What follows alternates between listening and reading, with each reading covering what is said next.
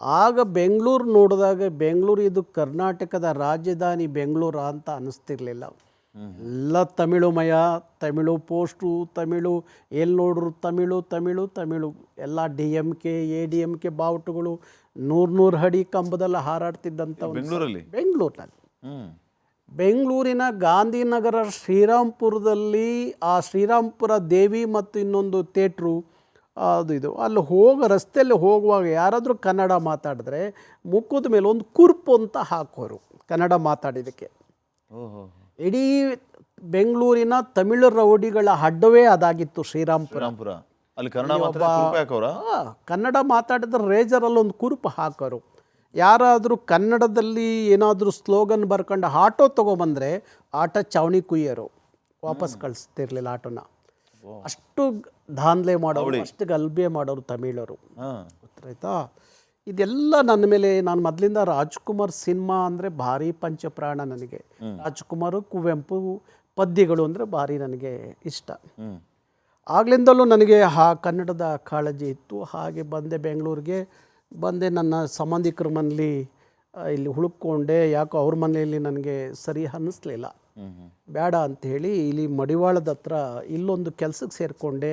ಇಲ್ಲಿ Mahendra hand company ಅಂತ ಒಂದು ಕಂಪ್ನಿ ಇತ್ತು, ಈ ಸ್ಟೇಷನರಿ ಸಪ್ಲೈ ಮಾಡುವಂಥ ಒಂದು ದೊಡ್ಡ ಹೋಲ್ಸೇಲ್. ಇದು ವಿನಿ ರಸ್ತೆಯ ಸಿಟಿ ಸ್ಟೇಟಲ್ಲಿ ಕೆಲಸಕ್ಕೆ ಸೇರಿಕೊಂಡು ಒಂದು 20-21 ವರ್ಷ ನಾವಾಗ ಬೆಂಗಳೂರಿಗೆ ಬಂದಾಗ ಅಷ್ಟೇ ಯುವಕ. ಹೌದು. ಆಗ ನಮ್ಮ ತಾಯಿ ಗೊತ್ತಾಯಿತು. ನಮ್ಮ ತಾಯಿ ಗೊತ್ತಾದ ಮೇಲೆ ನಮ್ಮ ತಾಯಿ ಊರಿಂದ ಬಂದು ನಾನು ಅವ್ರ ಮನೇಲಿದ್ದಾಗ ಮಾತಾಡಿಸಿ ಅವ್ರು ಕರ್ಕೊಂಡೋಗಿ ಹೋಟ್ಲಲ್ಲಿ ತಿಂಡಿ ಮಾಡಿಸುವಾಗ ಒಂದು ಮಾತು ಹೇಳಿದ್ರು, ಯಾವ ಸಂಬಂಧಿಕರ ಮನೇಲಿ ಇರಬೇಡ ನೀನು ಬೇಕಾದ್ರೆ ಎಲ್ಲಾದರೂ ಬೀದಿಲಿ ಬೇಕಾದ್ರೆ ಕೂತ್ಕೊಂಡು ಚಪ್ಪಲಿ ಹೊಲಿ, ಚಿಂತೆ ಇಲ್ಲ, ಯಾರ ಮನೇಲೂ ಇರಬಾರ್ದು ನೀನು ಅಂತ ಹೇಳಿ ಅವರು ಕೊರಳಲ್ಲಿದ್ದಂಥ ಒಂದು ಕಾಸಿನ ಸರ, ನಮ್ಮ ಅಜ್ಜಿ ಕೊಟ್ಟಂಥ ಕಾಸಿನ ಸರ, ಅದನ್ನು ಆಗ ಭಾರಿ ದೊಡ್ಡ ಚಿನ್ನದ ಸರ ಅದು. ಅಲ್ಲಿ 70,000 ರೂಪಾಯಿಗೆ ಮಾರಿಬಿಟ್ಟು ಸ್ಟೇಟಲ್ಲಿ ಚೌಡೇಶ್ವರಿ ಟೆಂಪಲ್ ಸ್ಟೇಟ್ ಅಲ್ಲಿ ಮಾರಿ ನನಗೆ 70,000 ರೂಪಾಯಿ ಕೊಟ್ಟರು. ಮಗನೇ ಇದರಲ್ಲೇ ಬದುಕಿ ನೀನು ಚೆನ್ನಾಗಿ ಆದಾಗ ಊರಿಗೆ ಬಾ, ಅಲ್ಲಿವರೆಗೂ ಬರಬೇಡ ಊರಿಗೆ ಅಂಥೇಳಿ. ಯಾಕೆಂದರೆ ನಾನು ತುಂಬ ಏಟು ತಿಂದಿದ್ದೀನಿ ನಮ್ಮಪ್ಪನ ಕೈಲಿ. ನಮ್ಮಲ್ಲಿ ಈಗ ದನ ಎಮ್ಮೆ ಮೇಯ್ಸೋಕ್ಕೆ ಕಳಿಸೋರು ಭಾನುವಾರ ಶನಿವಾರ. ನಾವು ನಮ್ಮೂರಲ್ಲೊಂದು ಶಾನ್ಭೋಗ್ರು ತೋಟ ಇತ್ತು. ಆ ಶಾನ್ಭೋಗ್ರು ತೋಟದಲ್ಲಿ ಎಮ್ಮೆ ಮೇಯ್ಸೋಕ್ಕೆ ಅಂತ ಹೋದಾಗ ನಮಗೆ ಆ ಟೈಮಲ್ಲೆಲ್ಲ ಏನಿತ್ತು, 2 ಟೈಮ್ ಊಟ. ಬೆಳಗ್ಗೆ 9 ಮುದ್ದೆ, ಅನ್ನ ಮಾಡ್ತಿದ್ದು ಅಪರೂಪಕ್ಕೆ ಒಂದು ವಾರಕ್ಕೊಂದ್ಸಲ ಅನ್ನ ಕೊಡೋ, ಶನಿವಾರ ಅಂತ ಅನ್ನ ಕೊಡೋರು, ಅಥವಾ ಹಬ್ಬದ ಟೈಮಲ್ಲಿ ಅನ್ನ ಮಾಡೋರು. ನಮ್ಮಲ್ಲಿ ಅದೊಂದು ಗಾದಿನೇ ಇತ್ತು, ಹೊಟ್ಟೆ ತುಂಬ ಮುದ್ದೆ ಬಾಯಿ ತುಂಬ ಅನ್ನ ಅಂತ. ಹಾಗಾಗಿ ಮಧ್ಯ 9 ಮುದ್ದೆ ಸಾರು ಬಿಟ್ಟರೆ ಎಂಥದ್ದು ಇಲ್ಲ. ಮತ್ತು ರಾತ್ರಿ 8 ಗಂಟೆಗೆ ಊಟ.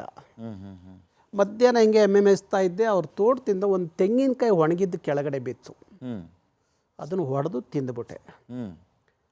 ತಿಂದಾಗ ಯಾರೋ ಹೋಗಿ ನಮ್ಮೂರು ಶಾನ್ಭೋಗ್ರಿಗೆ ಹೇಳಿದ್ರು. ನಮ್ಮ ಶಾನ್ಭೋಗ್ರು ಹೋಗಿ ನಮ್ಮ ತಂದೆ ಹತ್ರ ಜಗಳ ಮಾಡಿದ್ರು. ನಮ್ಮ ಅಪ್ಪಾಜಿ ಹೊಡೆದ್ರು ಅಂದರೆ ಅವತ್ತು ಎಂಥದೇ ಇರಲಿ, ನಿಮ್ಮ ಕಣ್ಣು ಮುಂದೆ ಎಂಥದೇ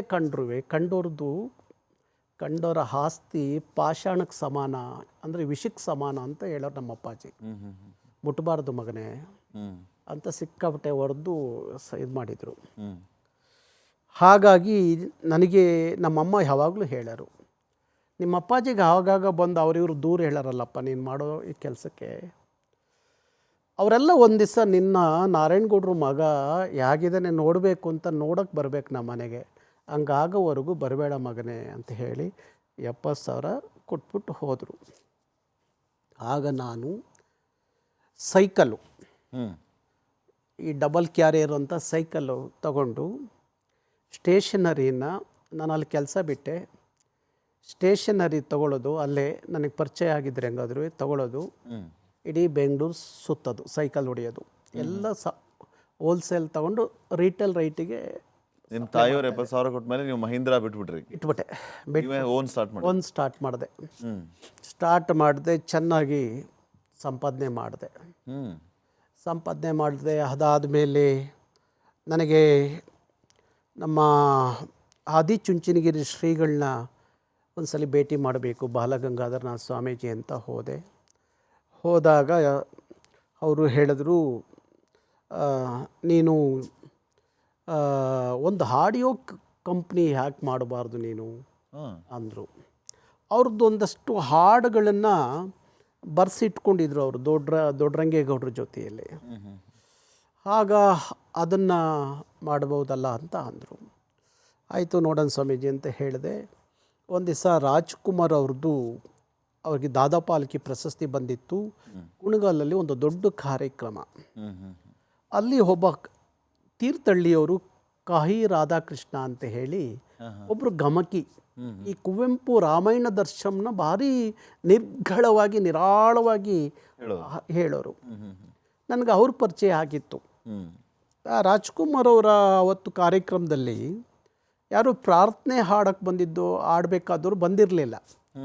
ಯಾರು ಹಾಡ್ತಾರೆ ಅಂದಾಗ ನಾನು ಹೇಳಿದೆ, ಇಂಥವ್ರು ಇವ್ರು ತುಂಬ ಚೆನ್ನಾಗಿ ಹಾಡ್ತಾರೆ, ಹಾಡಿಸಿ ಅಂತ. ಗಮಕಿಯವರೇ ಹಾಡ್ತಾರೆ. ಗಮಕಿ ಹಾಡಿದ್ರು ಅವರು. ರಾಮಾಯಣ ದರ್ಶನನ ಶ್ಲೋಕವನ್ನು ಹಾಡಿದ್ರು. ಆಡಿದಾಗ ರಾಜ್ಕುಮಾರ್ ಅವರಿಗೆ ತಲೆಗೆ ತುಂಬ ಹೋಯಿತು. ನಾನು ಅಪ್ಪಟ ರಾಜ್ಕುಮಾರ್ ಅವರ ಅಭಿಮಾನಿ. ಅವರು ಹುಟ್ಟಿದ ಹಬ್ಬ ಅಂದರೆ ಎಲ್ಲರಿಗಿಂತ ಮುಂಚೆ ಅವ್ರನ್ನ ಭೇಟಿ ಮಾಡಬೇಕು ಅನ್ನೋದು. ಅವ್ರ ಸಿನಿಮಾ ಬಂದರೆ ಎಷ್ಟೇ ಇದಾಗಲಿ ಮಾರ್ನಿಂಗ್ ಶೋ ಸಿನಿಮಾ ಮೊದಲನೇ ಸಿನಿಮಾ ನೋಡಬೇಕು ಅನ್ನೋ ಹುಚ್ಚು. ಫಸ್ಟ್ ಶೋ ನೋಡಬೇಕು ಅಂತ. ಶೋ ನೋಡಬೇಕು. ಹಾಗಾಗಿ ನಾನೇನು ಮಾಡಿದೆ, ಆ ಕಾರ್ಯಕ್ರಮಕ್ಕೆ ಹೋದಾಗ ಅವ್ರು ಹಾಡ್ತಾರೆ. ಆದಮೇಲೆ ಅಲ್ಲಿಂದ ಒಂದು ತೋಟದ ಮನೆ ಊಟಕ್ಕೆ ರಾಜ್ಕುಮಾರ್ ಅವ್ರಿಗೆ ಇದು ಮಾಡಿರ್ತಾರೆ.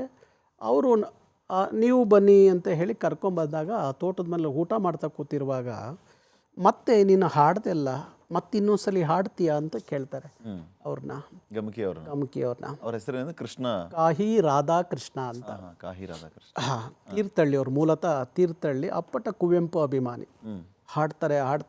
ಇವ್ರು ಊಟ ಮಾಡ್ತಾ ಮೈ ಮರೆತು ಕೂತ್ಕೋತಾರೆ, ಊಟ ಮಾಡೋದು ಬಿಟ್ಟು, ಅಷ್ಟು ಚೆನ್ನಾಗಿ ಹಾಡ್ತಾರೆ. ಆಗ ಅವರು ಅಂತಾರೆ, ರಾಜ್ಕುಮಾರ್ ಅವರು, ಇದನ್ನು ನೀನು ರಿಕಾರ್ಡ್ ಮಾಡಿಸು ಅಂತಾರೆ. ಇಲ್ಲಿ ಒಂದು ಕಡೆ ಬಾಲಗಂಗಾಧರ ಸ್ವಾಮೀಜಿ ಇರ್ತಾರೆ. ಆಗ ನಾನೇನು ಮಾಡ್ತೀನಿ, ಈ ಬಿಸ್ನೆಸ್ ಮಧ್ಯದಲ್ಲಿ ಒಂದು ಗಾರ್ಮೆಂಟ್ಸ್ ಉದ್ಯಮ ಪ್ರಾರಂಭ ಮಾಡ್ತೀನಿ. ಆಮೇಲೆ ಒಂದು ಆಡಿಯೋ ಕ್ಯಾಸೆಟ್ ಕಂಪ್ನಿ ಮಾಡ್ತೀನಿ, ಶ್ರೀಮಾತ ಆಡಿಯೋ ಅಂತ. ಮತ್ತು ಗಾರ್ಮೆಂಟ್ಸ್ ಉದ್ಯಮ, ಪುಷ್ಪ ಗಾರ್ಮೆಂಟ್ಸ್ ಉದ್ಯಮ ಅಂತ ನನ್ನ ತಂಗಿ ಹೆಸರು, ಪುಷ್ಪ ಗಾರ್ಮೆಂಟ್ಸ್ ಅಂತ. ಈ 3 ಉದ್ಯಮ ಸ್ಟಾರ್ಟ್ ಆಗುತ್ತೆ. ನನಗೆ ಒಳ್ಳೆ ಬಿಸ್ನೆಸ್ ಸ್ಟಾರ್ಟ್ ಆಗುತ್ತೆ. ಸ್ಟೇಷನರಿ ಅವಾಗಲೂ ನಿಮ್ಮದು ಅದು ಮಾಡ್ತಾ ಇರುತ್ತೆ. ಸ್ಟೇಷನರಿ ಸೈಕಲ್ ಅಲ್ಲಿ ಉದ್ಯಮ ಹೋಗ್ತಾ ಇದ್ದೆ. ಆಮೇಲೆ ಮಾರುತಿ ವ್ಯಾನ್ ತೊಗೊಂಡು ಆಡಿಯೋ ಸಪ್ಲೈ ಮಾಡ್ತಿದ್ದೆ. ಇಡೀ ಕರ್ನಾಟಕ ಸುತ್ತಾ ಇದ್ದೆ ಆಡಿಯೋ ಕ್ಯಾಸೆಟ್. ಯಾವ ಇಸ್ವಿಯಲ್ಲಿ ಸ್ಟಾರ್ಟ್ ಮಾಡಿದ್ರಿ ಶ್ರೀಮಾತ ಆಡಿಯೋಸ್ನ? ಶ್ರೀಮಾತ ಆಡಿಯೋ ಪ್ರಾರಂಭ ಮಾಡಿದಾಗ ಅದು ಅಷ್ಟೇ ಹೆಚ್ಚು ಕಡಿಮೆ ಒಂದು 86, 87,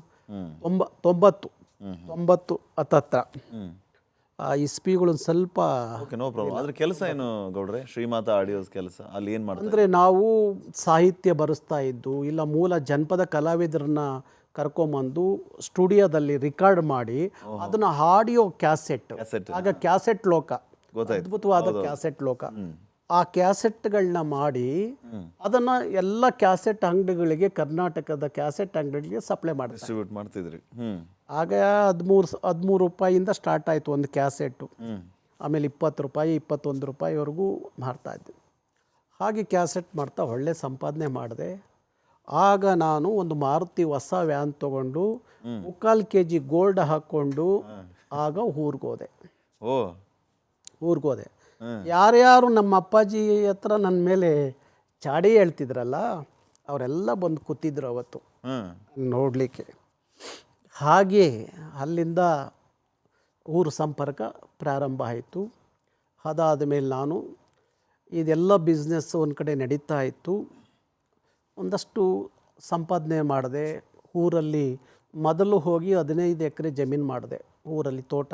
ಯಾಕೆ ನಮಗೆ ತೋಟ ಇರಲಿಲ್ಲ. ಒಂದು ಕಾಯಿ ತಿಂದಿದ್ದಕ್ಕೆ ಅವತ್ತು ಹೊಡೆದಿದ್ರಲ್ಲ, ನಾ ಚಾಲೆಂಜಿಗೆ 15 ಎಕರೆ ತೋಟ ಮಾಡಿದೆ, ತೆಂಗಿನ ತೋಟ ಮಾಡಿದೆ. ಇನ್ಕಮು ಈ ಆಡಿಯೋ ಎಲ್ಲ ಬಿಸ್ನೆಸ್, ಒಳ್ಳೆ ಬಿಸ್ನೆಸ್ ನಡೀತು. ಗಾರ್ಮೆಂಟ್ಸ್ ಉದ್ಯಮ, ಆಡಿಯೋ ಉದ್ಯಮ, ಸ್ಟೇಷನರಿ ಸಪ್ಲೈ ಮಾಡ್ತಾ ಇದ್ದೆ. ಆಮೇಲೆ ಹೆಚ್ಚುವರಿ ನಾನು ಬಾಂಬೆಯಿಂದ ಗೋಲ್ಡ್ ತರಿಸಿ ಚಿಕ್ಕಪೇಟೆ ಅವಿನಿ ರೋಡಲ್ಲಿ ಗೋಲ್ಡ್ನ ಹೋಲ್ಸೇಲಾಗಿ ಗೋಲ್ಡ್ ಸಪ್ಲೈ ಕೊಡ್ತಾ ಇದ್ದೆ. ಇದೆಲ್ಲ ಚೆನ್ನಾಗಿ ಹಿಡೀತು, ಬಿಸ್ನೆಸ್ ಕೈ ಹಿಡೀತು. ಓಹೋ. ಹೆಚ್ಚು ಕಡಿಮೆ ಆ ಸಂದರ್ಭಕ್ಕೂ ನಾನೊಂದು ಚೆನ್ನಾಗಿ ಒಂದು 15-20 ಕೋಟಿವರೆಗೂ ಸಂಪಾದನೆ ಮಾಡಿದೆ ಆವಾಗಲೇ. ಊರಿಗೆ ಹೋದೆ, ಊರಲ್ಲಿ ಆಸ್ತಿ ಮಾಡಿದೆ, ಎಲ್ಲ ಮಾಡಿದೆ. ಇಲ್ಲೊಂದು ಸೈಟ್ ತೊಗೊಂಡೆ, ಮನೆ ಕಟ್ಕೊಂಡೆ. ಅದೇ ಸಂದರ್ಭಕ್ಕೆ ಮದುವೆ ಆದೆ. ಅಷ್ಟೆಲ್ಲ ಇದ್ದರೂ ಸಹ ನಾನು ಆಗಿದ್ದು ಮದುವೆ ಕುವೆಂಪು ಮಂತ್ರ ಮಾಂಗಲ್ಯ, ಸರಳವಾಗಿ ಆಗಬೇಕು ಅಂತ ಮದುವೆ ಆದೆ. ಆಮೇಲೆ ನನಗೆಲ್ಲ ಈ ಹೋರಾಟದ ಯಾವಾಗ ರಾಜ್ಕುಮಾರ್ ಅಭಿಮಾನಿ ಸಂಘ ಹೆಚ್ಚು ಸಂಪರ್ಕ, ರಾಜ್ಕುಮಾರ್ ಅವರ ಸಂಪರ್ಕ, ಅಭಿಮಾನಿ ಸಂಘದ ಸಂಪರ್ಕ ಆಯಿತು.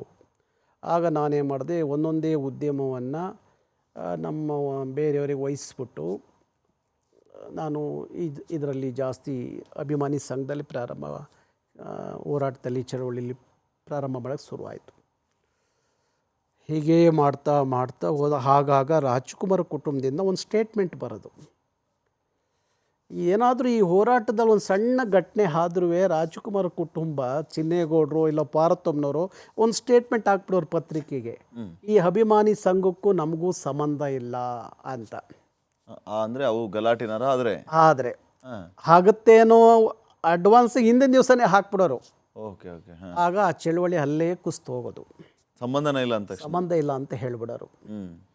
ಹೀಗೆ ಇದ್ದಾಗ ನಾನು ಅಂದ್ಕೊಂಡೆ, ಯಾಕೆ ಒಂದು ಸಂಘಟನೆ, ಕನ್ನಡ ಪರ್ವ ಸಂಘಟನೆ, ಯಾಕೆಂದ್ರೆ ನನಗೆ ಬಾಂಬೆ ಅನುಭವ ಇತ್ತು, ಅಲ್ಲಿಯ ಶಿವಸೇನೆ ಮಾಡ್ತಿದ್ದಂಥ ಇದು, ಯಾಕೆ ಇಲ್ಲಿ ಆ ಥರದೊಂದು ಚಳುವಳಿ ಸಂಘಟನೆಯನ್ನು ಕಟ್ಟಬಾರ್ದು ಅಂತ ಹೇಳಿ ಮಾಡಿ, ಆಗ ಒಂದು 20-30 ಜನ ಹುಡುಗರನ್ನ ಕೂರಿಸ್ಕೊಂಡು, ಸ್ವಲ್ಪ ಇವ್ರನ್ನೆಲ್ಲ ಕೂರಿಸ್ಕೊಂಡು, ಆಗ ಫಸ್ಟ್ ನಾವು ಕನ್ನಡಿಗರ ರಕ್ಷಣಾ ವೇದಿಕೆ ಅಂತ ಹೇಳಿ ಪ್ರಾರಂಭ ಮಾಡಿದ್ವಿ. ಹೆಸರು ಹೆಂಗೆ ಬಂದಿದ್ದು ಗೌಡ್ರೆ, ಕನ್ನಡಿಗರ ರಕ್ಷಣಾ ವೇದಿಕೆ ಅಂತ ಕಲ್ಪನೆ ಬಂದಿದ್ದು ಹೇಗೆ? ಅವತ್ತಿನ ಸಂದರ್ಭ ಬೆಂಗಳೂರು ಹಂಗಿತ್ತು. ಯಾವಾಗ ಬೆಂಗಳೂರು, ಅದೇ ಹೇಳ್ತೀನಲ್ಲ, ಶ್ರೀರಾಮ್ಪುರ, ಆಕ್ಸ್ಟೌನು, ಕಾಕ್ಸ್ಟೌನು, ಟಾನಿ ರೋಡು, ಓಕ್ಲಿಪುರ, ಆಮೇಲೆ ಅಗ್ರಹಾರ, ಈ ಕಡೆ ಕನ್ನಡದವರು ಓಡಾಡೋಕ್ಕೆ ಕಷ್ಟ. ಆ ಥರ ಇತ್ತು ಪರಿಸ್ಥಿತಿ. ಕನ್ನಡ ಮಾತಾಡಿದ್ರೆ ಕಷ್ಟ, ರಾಜ್ಯೋತ್ಸವ ಮಾಡಿದ್ರೆ ಗಲಾಟೆ ಮಾಡೋರು ಅಂಥ ಸಂದರ್ಭ. ಆಮೇಲೆ ಎಲ್ಲಿ ನೋಡಿದ್ರು ಅವ್ರದ್ದೇ ಇದು. ಒಂದು ತಮಿಳ್ ಸಿನಿಮಾ ಇಲ್ಲಿ 200-300 ಚಿತ್ರಮಂದಿರ ಕರ್ನಾಟಕದಲ್ಲಿ ಆಗ ಓಡೋದು.